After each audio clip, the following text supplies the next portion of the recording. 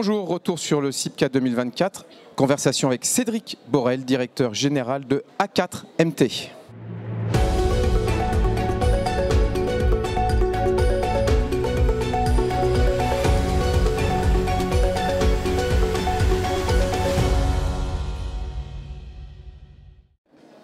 A4MT pour Action pour la transformation des marchés. Cédric, bonjour. Exactement, bonjour Gaël. Rappelez-nous juste la genèse, on va parler un petit peu du booster du réemploi des matériaux. Je voudrais juste que tu nous rappelles la genèse de ce projet et surtout les grandes caractéristiques de ce projet. On va rentrer un peu après dans le détail. Oui, c'est un grand projet partenarial. Il y a plus de 97 entreprises qui participent au booster du réemploi. Et ça veut dire quoi? Ça veut dire que depuis très longtemps, on trouve des matériaux viables dans les opérations de construction. Quand on déconstruit, quand on rénove des plateaux, on trouve énormément de matériaux viables. On fait un calcul qui a environ 37 tonnes de matériel viable pour 1000 mètres carrés de bureaux qu'on déconstruit. Ça, c'est de choses qui sont parfaitement viables et pour lesquelles on a investi, qu'on a payé. D'accord. Et le grand sujet, c'est effectivement de réemployer ces matériaux, puisque l'habitude dans l'ancien triple net tel qu'on le rêvait, c'était on jetait tout ça, ouais. Et ensuite on faisait une remise en état et on mettait un nouveau locataire, on changeait tout. Et donc tout ça passait à la baille et passait véritablement en déchets. Et donc l'État s'est mis en quête de faire un diagnostic produits, équipements, matériaux, déchets suite au Grenelle. Enfin, pour faire simple, c'est devenu ce diagnostic en 2021. Ouais. Et donc beaucoup de startups se sont mis à tenter de vendre ce matériel avant même qu'il ne soit jeté. On prenait en photo, on mettait sur des sites internet, on fait des plateformes. Et puis on se dit que tout ça va avoir une seconde vie. Malheureusement, le constat qu'on avait fait, c'était qu'il n'y avait pas de demande en face structurée, puisqu'on préfère se servir dans les catalogues du neuf, ouais, plutôt que de dire je vais m'embêter à mettre du réemploi. Il fallait organiser un peu ce marché de la seconde main en fait. Il fallait organiser côté achat de manière massive avec beaucoup de maîtres d'ouvrage, donc plus de 60 maîtres d'ouvrage qui font partie du booster actuellement et qui apprennent à prescrire du matériel de réemploi pour tirer ce matériel qui sort des plateformes, parfois de leur propre opération, et puis pour revaloriser tout ce matériel viable et arrêter finalement la gabegie d'avant ou l'économie linéaire, quoi. Mais comment ça se décline très concrètement sur une opération? Si moi je suis bailleur, si moi je suis... Alors très concrètement, nous venons donner l'ensemble de la boîte à outils à l'équipe projet. Ouais. L'AMO en place, on ne fait pas son travail, l'AMO en place, on l'enrichit de toute notre connaissance, le maître d'œuvre et le chargé d'opération. Et on va se donner un pari sur cette opération. On va se dire, voilà les 10 lots ou les 15 lots sur lesquels on va se faire un pari de réemploi et on va tenter de sourcer en réemploi avec la grande satisfaction de travailler pour la planète. Les gens ont plutôt la banane, enfin ils sont plutôt contents. Ils sont plutôt contents de faire de l'action dans ce sens-là. Et puis on sait que c'est zéro en carbone dans les bilans carbone, notamment les remarques. On sait que ça compte à zéro puisqu'on réemploie quelque chose, sinon dans la destination était le déchet. Donc on vient faire cet accompagnement. Et on est ensuite en cellule technique d'appui à l'équipe projet pour bien définir le besoin, ouais, pour sourcer, pour s'adresser au marché, puis piloter finalement les travaux et le passage aux entreprises générales ou à l'entreprise de l'eau qui va devoir monter ce truc de réemploi. Donc c'est pas simple, ça nécessite une petite assistance pour faire simple. Voilà. D'accord. Parle-nous de Looping, c'est une plateforme digitale qui oui, a été développée, qui vise à structurer la demande et qui n'est pas, j'ai bien regardé sur le site internet, qui n'est pas une marketplace. Non, absolument.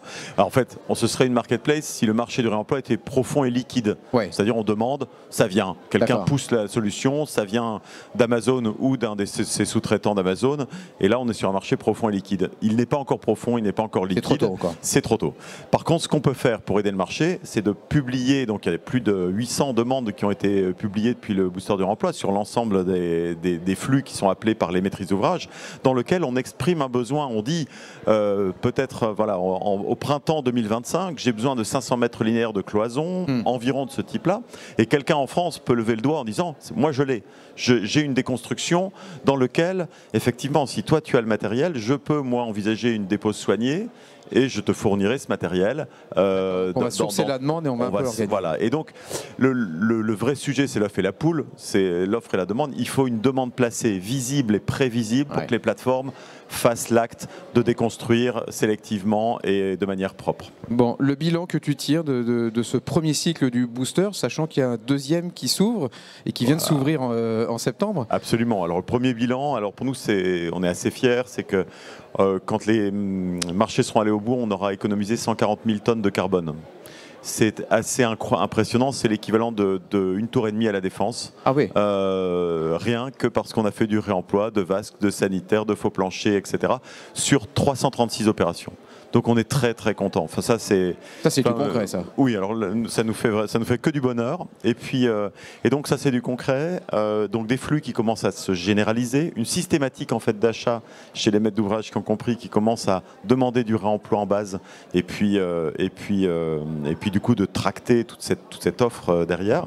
Et donc de vrais impacts, des vrais apprentissages. Ouais. Et puis encore une fois, je reviens sur le bonheur brut. On a vu beaucoup d'opérations conclure avec des chargés d'opération, enfin une équipe projet qui avait la banane parce qu'ils avaient réussi. Ils se disent, j'ai réussi 5 flux en réemploi, mais je m'en donne 10 la fois prochaine. C'était vraiment extraordinaire. Ça m'a donné un peu de sel dans mon projet, sinon qu'on conduit de manière un peu classique. Même s'il a fallu un peu plus bosser, faire quelques heures sur le réemploi qui n'était pas prévu du tout. Ils ont un challenge, ils ont un objectif. Ils ont un objectif, ils ont un challenge, mais ils ont eu le plaisir de réussir. Ouais. Et ça, c'est le plus grand produit qu'on a pu... le cycle 2, on fait quoi ? On fait x2, on fait x4, on fait x10 ? Ah ouais, alors ça, on aimerait au moins faire x4.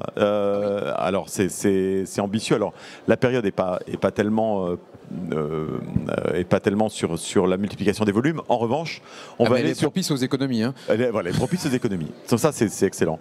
Et du coup, on va aller sur des matériaux plus complexes. On a actuellement du second œuvre qui voyage bien entre les projets, du second œuvre architectural, et ça marche pas mal. On veut partir dans l'électricité, qui est très carboné. On veut des matériaux électriques, des matériels électriques qui vont pouvoir passer sur des plateformes, être reconditionnés. On commence à avoir des offres chez Schneider, chez un certain nombre d'acteurs qui souhaitent se positionner là-dessus et fournir de la seconde main, comme back market sur les téléphones.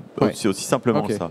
Les chemins de câbles, les lots techniques sont 40% du bilan carbone d'une opération. On a découvert ça quasiment au niveau. Le levier est énorme. Et donc, on va aller vers des choses plus complexes. Ensuite, on voudrait que cet acte d'engagement, Looping qui disait, je vais demander du matériel, on voudrait qu'il y ait une séquence contractuelle derrière, qu'on puisse avoir de sécuriser le matériel avec une séquence contractuelle qui donne plus de sécurité à la fois à celui qui achète et à celui qui va préparer le matériel de l'autre côté. Il faut qu'on invente un chemin contractuel. Si on attend de saucissonner avec le maître d'œuvre qui fait l'appel des entreprises des lots, les entreprises des lots qui vont devoir sourcer le réemploi, on est vraiment sur une chaîne qui est très très longue. Et donc le sujet, c'est comment dans ce marché naissant et qui est vraiment en train de monter, de mousser, on crée plus de stabilité grâce à un peu d'astuces et puis d'engagement contractuel respectif.